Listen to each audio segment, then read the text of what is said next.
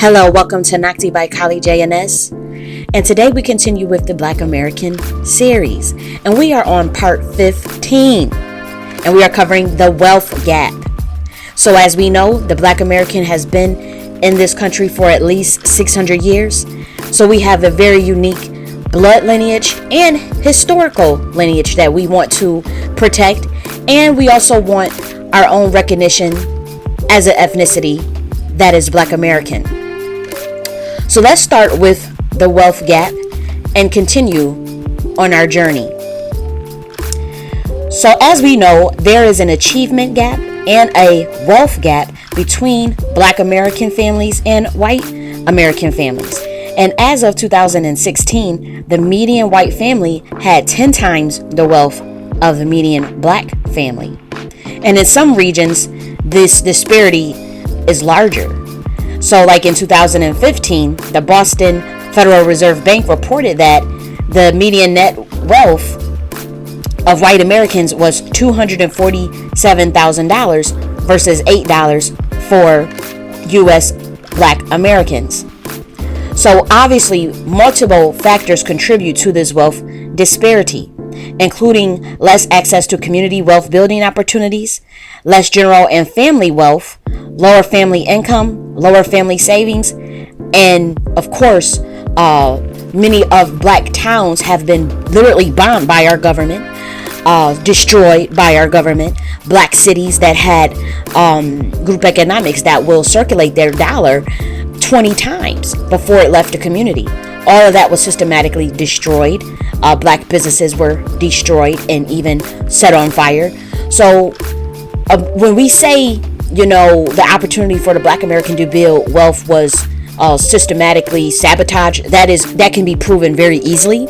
Mount Bayou, Durham, Atlanta in 1906, all of the riots that we see, of course, Tulsa, Oklahoma, many riots that took place in Texas. Anytime the Black American decided to get together to even build wealth, here comes saboteurs that are not of our race, that do it for no other reason but feeling like we're a threat and that we will surpass them. In 2018, Black American families were 4.5 times more likely to live in areas with concentrated poverty. These communities were often red line neighborhoods that experienced lower levels of public and private investment. Remember, we covered that redlining and the restrictive covenants, and we talked about how that systematically sabotaged home ownership, as well as it lowered housing value and reduced community wealth creation opportunities. So lower rates of inheritance also reduce Black Americans' ability to manage income volatility. And this increased Black Americans' debt, and Black Americans experience lower rates of economic mobility. Also, research stated that 70% of middle-class Black American children were more likely to become poorer than their parents as adults. And this research came out in 2018. This is due to the achievement gap. Black students without access to opportunities to develop skills are often unprepared for the higher skill jobs and careers, which creates the cycle of poverty. Further, lower rates of financial inclusion and financial literacy compounded the issues that we have seen as far as lower savings and investment. Finally, discrimination in the job market also contributes to the wealth gap. As we know, we always have this thing of, we need jobs, we're trying to find jobs. There is actual discrimination in the workplace that is contributing to Black Americans finding jobs. A 2002 study conducted by the National Bureau of Economic Research sent out 5,000 identical resumes with Black American names and with white people names. And the findings indicated that a 50% lower callback rate was for Black Americans, people who had the Black American names. And the difference in callback rates was equivalent to an additional 8 years of relevant experience. That's crazy. So as of 2019, Black Americans are twice as likely as white Americans to be unemployed and earned nearly 25% less, even when employed in the same jobs with the same education. So again, this stuff is just not in our head. We're not paranoid. So all of you people that want to say y'all got to pick yourself up by our bootstraps, we don't have no problem picking ourselves up by our bootstraps. It's you motherfuckers that come and sabotage us for no reason, that get jealous. And we're tired of this fucking jealousy. We're tired of being sabotaged every time we turn around, there's sabotage. So for 400 years, this is what the Black American have been dealing with, and it's still going on in 2020. I don't even understand how the Black American is so calm running around here, to be honest. But that's another video for another day. I told y'all this was not going to be no PBS documentary. PBS level research, university level research, but not going to be politically correct, and I'm going to say what the hell is what we all thinking around here.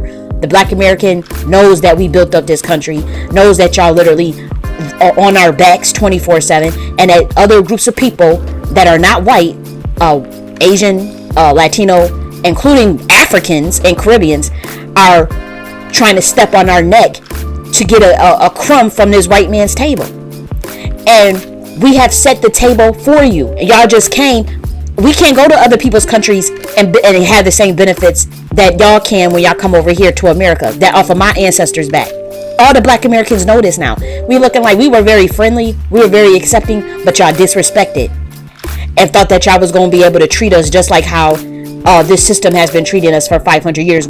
And when y'all haven't done anything in y'all own country, but yet and still y'all want to come over here to where my ancestors died and bled and got killed and set up the whole medical industries and set up the whole education systems and all these systems of integration just for y'all to disrespect us after all this shit we went through for 600 years in this country.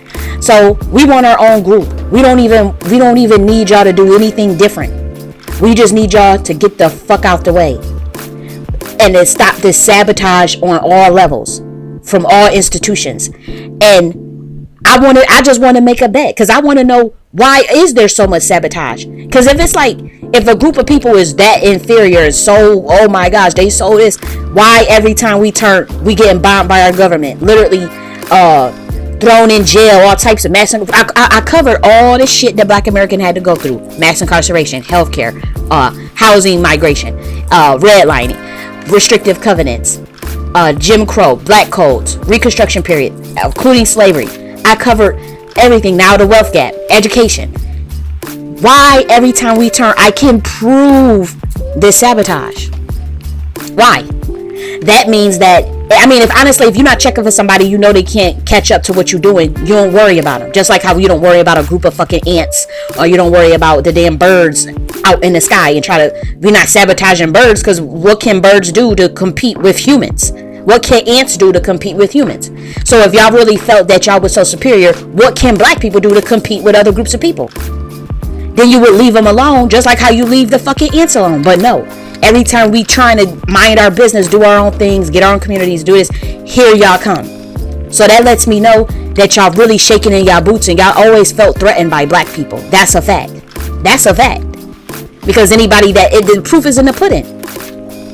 Anytime on a personal level, if you were in your workplace, right, or you at school, and you minding your own business, you're a human. Just imagine just being human. Take out the color, and you minding your business. You do the best of your ability, and here comes a motherfucker sabotaging your work, stealing your work.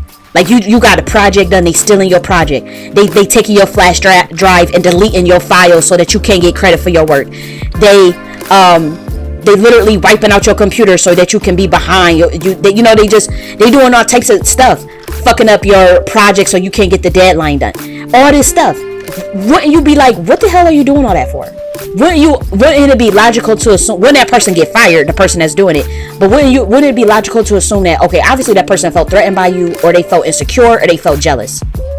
Wouldn't that anybody with a rational mind could conclude that? So on a macro level, y'all don't think that happened between racial groups? If it happened on an individual level when someone sabotages you and fuck with you day in, day out, just constantly, you don't think that can happen on a macro level? And my thing is, they're not going to stop. So it's like, black Americans, y'all got to do your own thing. Y'all gonna have to separate. Y'all gonna have to wake up one day and teach people how to treat you, or have a mass exodus and get the fuck out the way. Get out the country. Do what y'all gotta do, and move together as one. Because now you're becoming damn near a refugee in your own country with this treatment. So it's like, okay, y'all got it. Now we need asylum. We need actual help, and that's all I gotta say. If this treatment stop and we don't see, we spend $9 trillion a year or some shit like that, or $1 trillion in this country. So quiet as it kept, we are the secret recipe to how the system works. And a lot of Black Americans have very low self-esteem, so they do not know that. Everybody in their subconscious mind knows that, including immigrants. In their subconscious mind, they know that. That's why they very jealous, and they upset at you. They hate you, but they need you. They hate you because it's like, we actually need these motherfuckers, but it's like that you feel that threat. You feel insecure around them, and you upset. And the hardest thing to do is to say sorry for someone that you know you did wrong.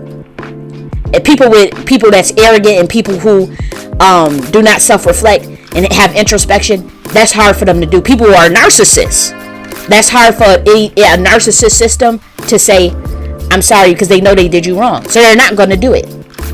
And then they know that you done discovered the weaknesses of, like, okay, y'all said we were weak, okay, but we're actually stronger. Y'all said we were genetically inferior, but no, that's actually not true at all, by no means. And the sun is the biggest indicator of that. So it's like, now that we realize all this shit, they're very angry at the fact that we don't necessarily want to play ball anymore. We don't want to be a doormat anymore. We don't want to respect other people who don't respect us. And it's like, we actually just want to just mind our business and do our own thing. But they can't have that. They need you under a false illusion of inclusion, under false integration, all this weirdo shit. They need you. They need your money. They need your energy, your essence, and your ability to create.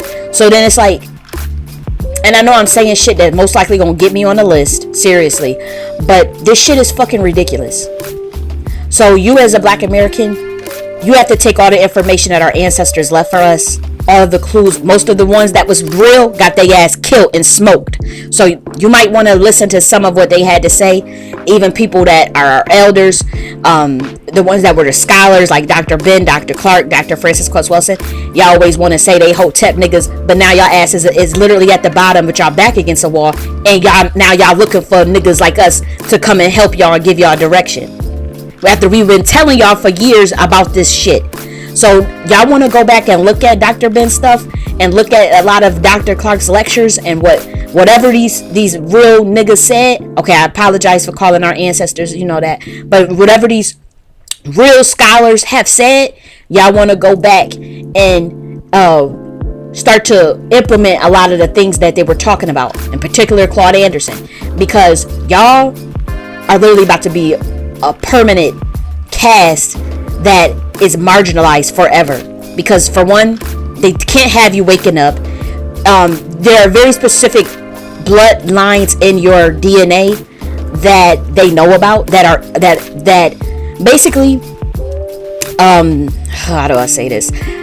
There were occult reasons for why they even went to certain areas of Africa and enslaved you, and even went to certain landmass. A lot of shit that is covered up. A lot of shit is lied about. You can look at maps. And the particular area that they went to go get slaves was called Judah. It was a tribe called Judah in West Africa. These people who were able to set these expeditions, they were highly intelligent. These white men, that they were fucking wealthy, and they were intelligent, and they were into the occult. They knew what the fuck they were doing.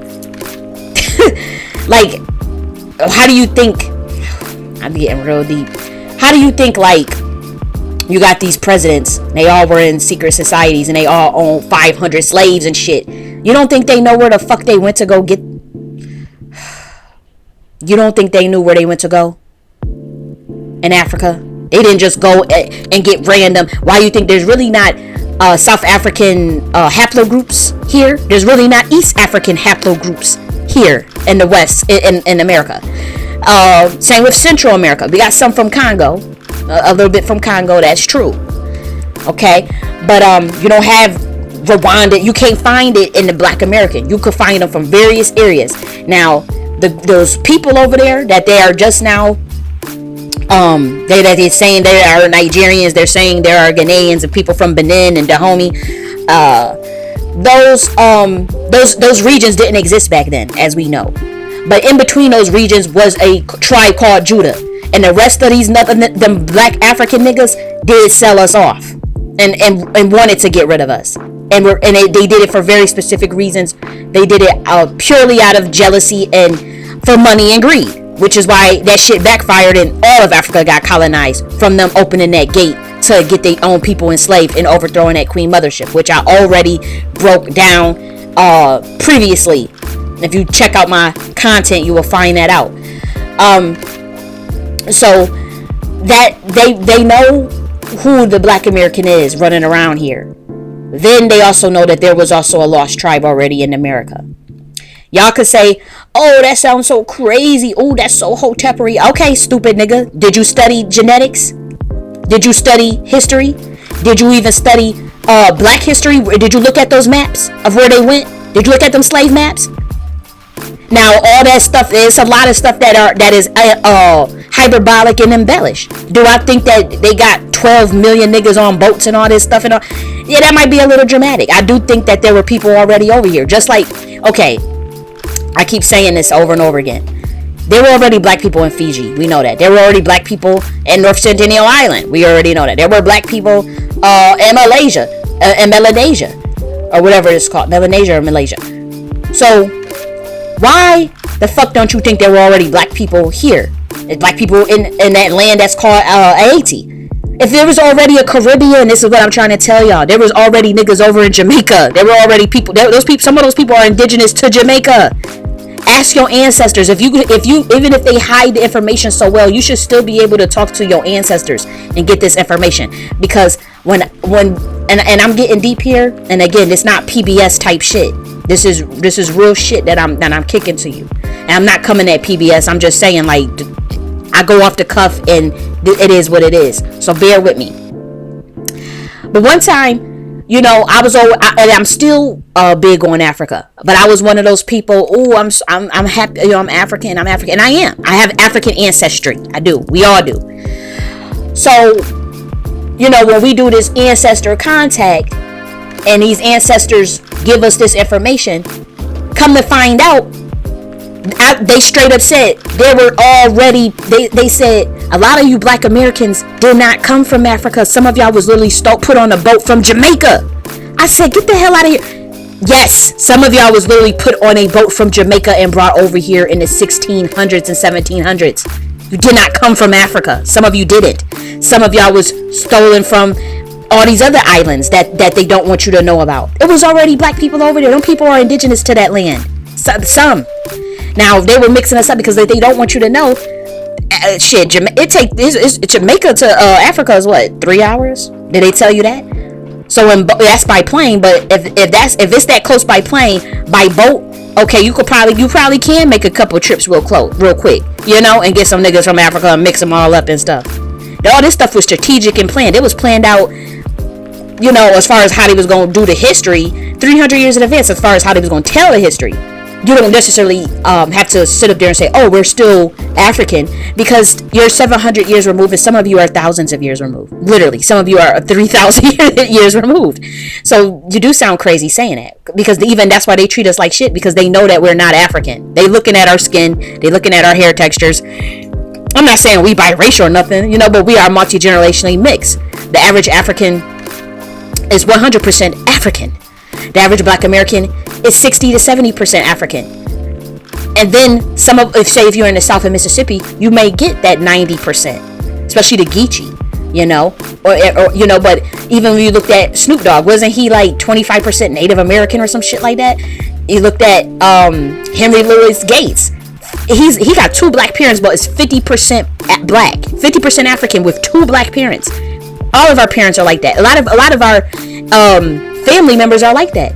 There's a string of, like, if you looked at, it's in this, I'm not trying to like come at my family, but on one side of my family, for some reason, there's a lot of fucking albinos. Like on one part of my biological family, and we don't really talk about it a lot, and I'm not really close with that part of the family, but there's like massive amounts of albinos. So I looked at my family. Now my family did not get my immediate bloodline on my mom's side did not get the albino strand, but they all light except for my grandma, who is the matriarch, who is dark skinned. So that's how we know that we are black, because she is a dark skinned black woman. But everybody is light, with the exception of I'm one of the darkest. So we're looking at these bloodlines, and why is there a strand on not my mom's side, not my mom's side, but on my mom's dad's side? And this is some weird shit with that too. But why is there a string of just albinos? Like, like I'm looking at these pictures and I'm like, who these are supposed to be my aunts and stuff, and then it's but so I say that to say that Black Americans, you are multi-generationally mixed, but that don't mean, when people try to say that, oh, y'all don't want to, y'all trying to be self-hating and trying to remove yourself. No, we started Pan-Africanism. We started go back to Africa movement. That's why Marcus Garvey had to come over here to try to get us back over there, and we was the only ones that accepted his challenge. Not the Grenadians, not the Trinidadians, not the Jamaicans. It was Black Americans who welcomed Marcus Garvey and said yes, just like we welcomed Stokely Carmichael, who was also a Caribbean. So we always was ready to migrate back to Africa, to intermingle with Africans, to learn their culture. But they knew in their subconscious mind that these are these motherfuckers even African? Not just through the mind, but just through the bloodline, just the bloodline itself, because a lot of us do have African set minds. I get along very well with African men and African women when they not on some shit, but for the most part, I get along very well with Africans. However, they can sense, and I can sense it too, in the blood, that we have different things going on in our genetics. And for that reason alone is why the Black American is saying they don't feel African. And if you're 600 years removed, and even thousands of years removed, no, you're not going to feel like an African. You're not. So you do sound crazy just trying to be like, oh, I'm going to go over there. And yeah, you could go over there. We all, like, this is the thing. Mama Africa wants, she don't care. Anybody that got a haplogroup indigenous to that land, that our haplogroup is 40,000 years old. It could be found in Egypt. It could be found in Ethiopia, in the Horn of Africa, Central Africa, and of course West Africa. And they always like try to make fun of us as far as that Egypt shit. 60% of Black American males are literally related to Ramesses II and Ramesses III. And 93% of West African haplogroup of the Yoruba tribe is a descendant from Ramesses as well, and Queen Thuya. So they covering up a lot of shit. So we not crazy when we telling you this shit. And now, when they came out with that King Tut shit and said that he had a British haplogroup, do you know that the DNA that company had to come out and said that they lied because they wanted white people to take DNA tests? So by telling white people that King Tut had British haplogroup, which was not true, he actually has a West African haplogroup, by the way. That, and they put out that imagery of how he would look, and they printed him white. They did that on purpose so that they could sell more wolf tickets and get more white people to take DNA to fund that company. So that wasn't even true. They had to come out and be like, yeah, we lied about that, because it's like none of this makes sense, because his mother got a fucking haplogroup from West Africa. So what do y'all do? What? Huh? So none of that made sense. But so they finally did admit the truth.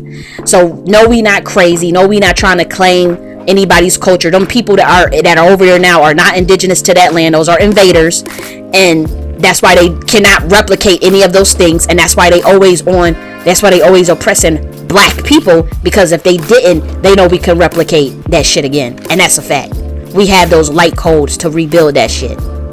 And instead of, the thing is if they let us do it, then it means that we become so far advanced, and then other people gotta kind of learn from us. And then it's kind of like they won't be able to keep up, for one. Two, the power would shift. So it's like, even if you can benefit from that type of mind, like the world can benefit from many people's black minds, from a mind like Benjamin Banneker. The world did benefit from Benjamin Banneker's mind. He invented the fucking clock. The world did benefit from Lewis Latimer, who created the filament in the light bulb. Okay, so if I'm being crazy, why can't I just when I go to the inventions part, y'all mind about to really be blown, because I'm about to get in that ass. But the world can benefit from imagine, and these were slaves. Like, Benjamin Banneker was born of a slave and was oppressed as fuck and still did all that shit that he did. So imagine if you did not do all of that and you just left them motherfuckers alone. The world could benefit from us, but then it's like they have all the power then all of the weird ass shit that these people was doing up at the top can't work. So no, they're not going to do it. Duh, they know you can rebuild that motherfucking Sphinx. They know you can rebuild Timbuktu and Hatshepsut University. They know that shit. Duh. That's why they got all of the remnants of Timbuktu in museums in Europe. 14 million manuscripts and scripts and artifacts and sculptures and shit from West Africa and fucking Europe and all of Africa.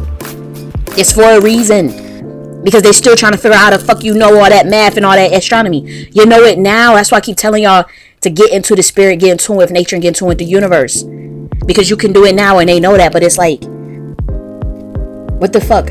That means that we're gonna lose our power if we just let them go, and really stop, doing all this stupid oppression, racism, institutional. If they really was to do that, I bet you in 10 years we will be having all types of sculptures all over the place, and come up with all types of eco-friendly ways to live off this planet again. And they know that. And I'm not gonna say that it's all groups of people doing this, because there are some people that admire our minds, and they would like to learn from us and stuff without getting jealous. But systematically and collectively, all of these people feel that way. They all feel some type of way. You should see. I've been around these people. I've been around, probably as I got older. I've been around probably more white people than black people, more Asian people than even my own group of people. And I've seen obsession. I've seen envy. I've seen this shit. I've seen people crumble with fear around me. I've seen it. I've seen their looks on their eyes. I've seen literally their eyes look like demons.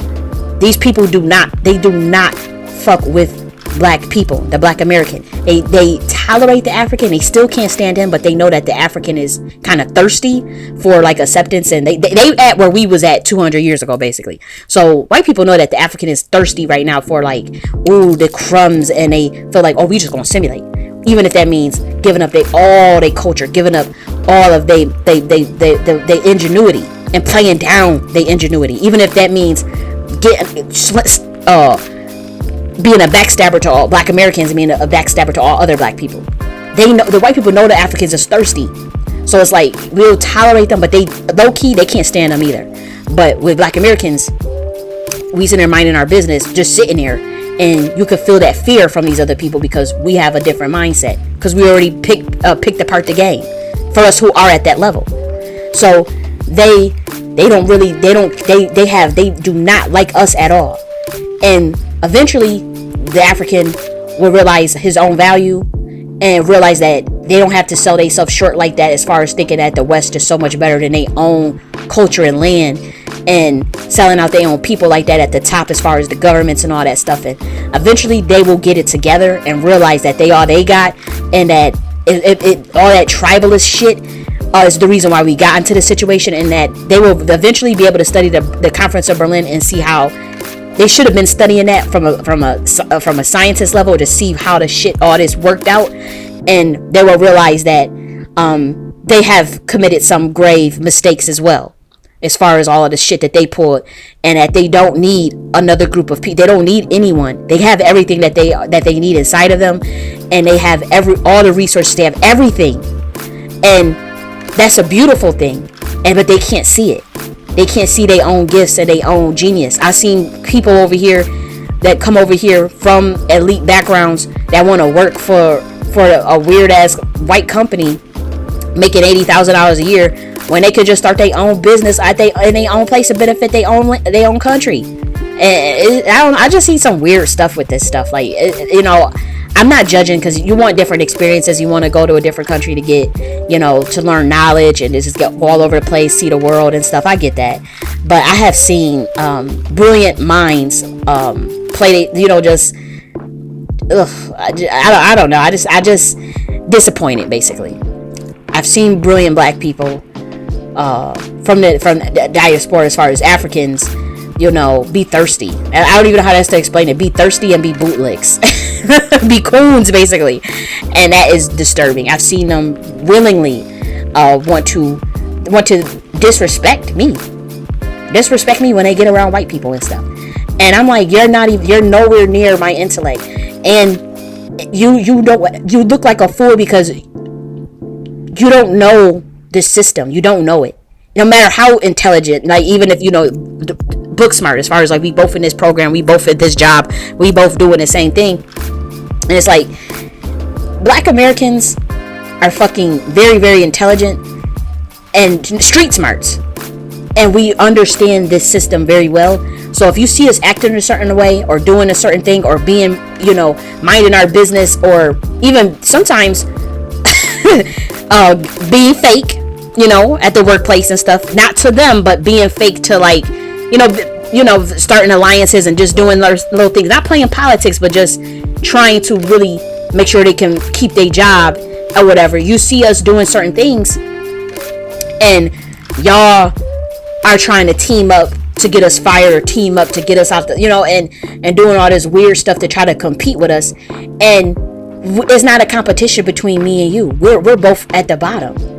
And yeah, you might get a little more pat on the head as an African, but y'all not competition. And that's why you don't see us coming after y'all, because y'all are not our competition, and y'all don't get that. And instead of y'all don't let this I don't know who y'all let y'all parents or something pump y'all head up and say all this stuff about Okcults and say all this stuff about black Americans, they not as intelligent, and y'all come around me with that bullshit, and I can run circles around y'all. And I've always been sabotaged by y'all, low key. Once y'all realize that y'all fucking with a heavyweight mind, and someone that y'all not gonna be able to really compete against mentally, then y'all fall the fuck back and try to befriend me, or be copying everything I do. I've been around y'all, and I've seen y'all copy everything that I do too sometimes. So I don't have a problem with y'all, but y'all gonna learn y'all lesson the hard way. And don't say we didn't warn y'all. Be smart. I told y'all what to do. Save y'all money. Ain't nobody trying to knock y'all, but we told y'all what to do. Value yourself and never forget who you are. Save that money up. Don't get in so much debt over here. Keep your head up, and, you know, be Machiavellian to an extent. Stop being a coon. Like, stop being a bootleg, and get your head up. Get your head out them clouds and wake the fuck up. Ain't nobody telling you to be militant and all, like, killmonger or nothing, but be strategic. Like, really study history. Study your own history. How do I know more about y'all history than y'all do? And y'all get mad at me, but it's the fucking truth. That's why I was able to break down 100,000 years of African history. I've talked with y'all. I've been around y'all. So study y'all history. I be bringing up stuff. I'm like, yeah, I said, you remember this? And they all looking at me like I'm fucking crazy. I don't know who that is. I don't know what that is. What they talking about? I be bringing up like, yeah, I heard that happened in your country. I didn't know about that. I don't know, man. But y'all in our shit and wanting to disrespect me and call us Okcults when y'all don't even know your own damn history yourself, or running away from your own lands. So the buck stop here. Y'all want true alliances? Y'all want true camaraderie with the Black American? Y'all gotta, for one, watch this Black American series so you can get the lowdown on all our history, learn more about us, learn about our culture, because the next couple of videos is about learning about our culture, and this goes for the whole world. If y'all want to learn about us, watch this series, learn our history, learn what we went through, learn what we like, learn what cultures we have, learn what values we have, because it's coming. Y'all gonna learn about our contributions and everything we ever invented. I'm not playing. Then Once you learn our history, learn your own history. Or you should already know your own history. Hopefully you do. But watch this shit and be confident in yourself. Don't feel like, because a lot of groups are jealous of the Black Americans. Don't feel like we taken away from other groups. Be confident in your own group, because once you confident in yourself, you don't have to tear nobody else down. When you know you confident and you secure in yourself, you don't tear nobody else down. You don't see me as much when I talk about other groups. I got the proof. I don't like when y'all watch that video that I have when I showed you all those receipts of how those Africans was talking about us. I didn't dog y'all at all. I did not dog y'all not one bit. I pointed out what y'all did, and I'm gonna point out some more because I got proof. I'll show you word of mouth. I'll show you the proof in black and white. So we don't dog other groups of people. We'll call out disrespect, like I've been doing. I've been call out your disrespect, call out your bullshit, call out the things y'all been doing in the workplace, call out the things y'all been doing in this country and in this school, and call out the things y'all been saying about my people. That's all I do. I don't dog y'all though. So when you're confident, you don't have to tear other groups down. You have to tear other people down. So become confident in yourself and love yourself. Next, be genuine with seeking friendships. Be genuine. Don't just come and try to steal people's culture, or y'all come in our culture and then work behind the scenes, behind our back to sabotage us. No. That's why we have our own lineage now. And if we find out you're not in our lineage, we will actually watch you more and watch your fruits of your labor more. And see if you coming in our culture with this, like say you want to start shade room and all this bullshit, we need to really watch you. For sure. I watch your every move because you're not a Black American and you're not in our culture at all. So we will be watching you.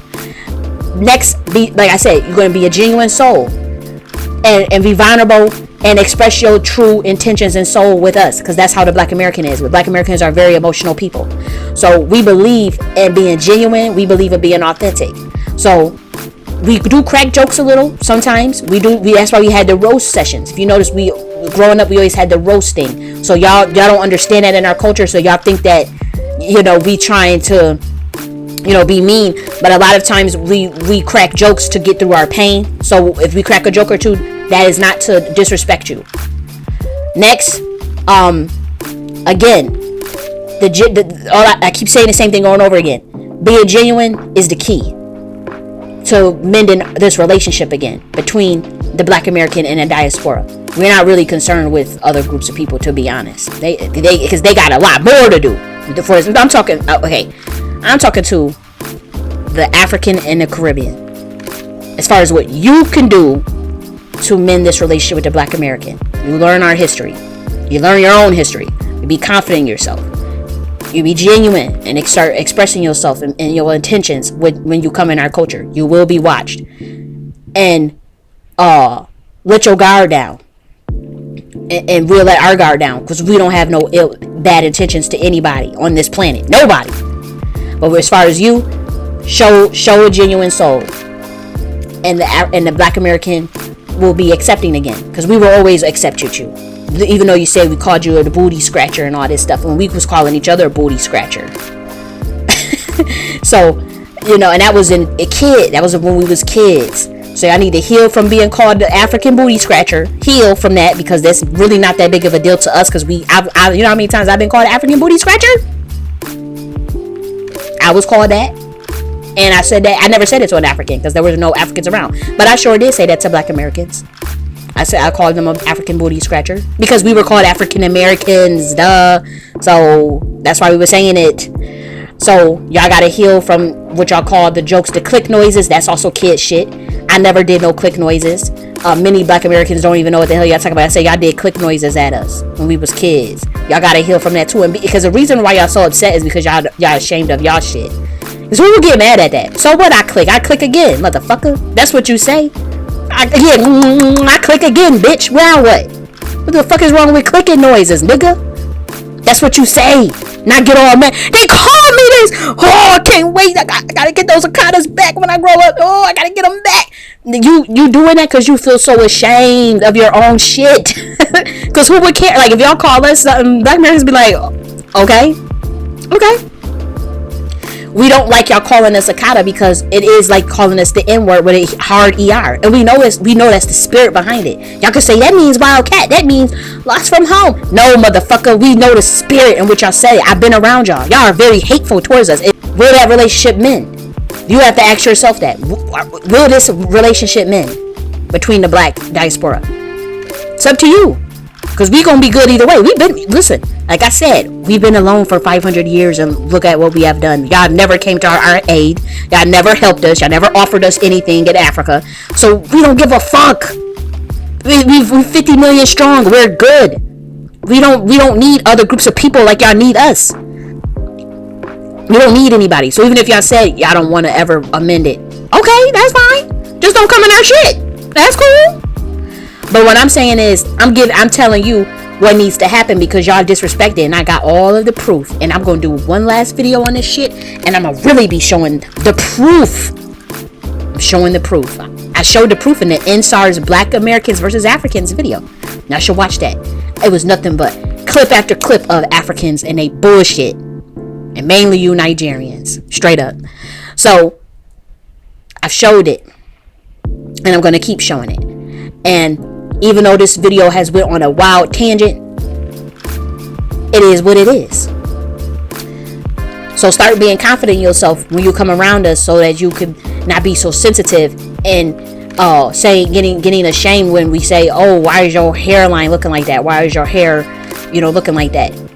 Just say, I have African hair, my nigga, and keep it moving. Crack a joke back, like calm down. Like if it's kids, it's just kid shit. Because as an adults, we never be talking about Africans like that, as an adult.